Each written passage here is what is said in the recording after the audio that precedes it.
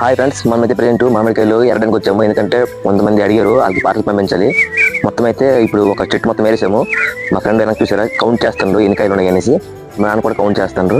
Next వేరే చెట్టు ఉంది, అది కూడా ఏరినప్పుడు మీకు చూపిస్తాను ఏ విధంగా ఏరుతాను అనేసి.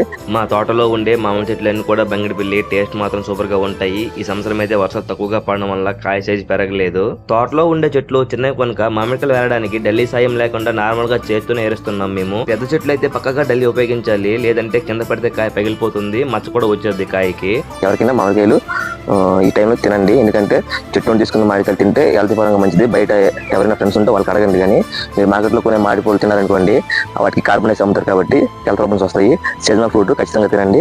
ఏదైనా చెట్టుకి కానీ మామిడి పండు ఉంటే అది తిని కూడా చూపిస్తాను ఏ విధంగా ఉంది టేస్ట్ అనేసి, లోపల కలర్ ఏ విధంగా ఉందనేసి. మీరు ఎవరికైనా మామిడి పళ్ళు కావాలనుకుంటే వాట్సాప్ మెసేజ్ చేయండి. అవకాశం ఉంటే పంపిస్తాను. శ్రీకాకుళం దగ్గరలో ఎవరైనా ఉంటే, లాంగ్ అయితే పంపించలేకపోవచ్చు.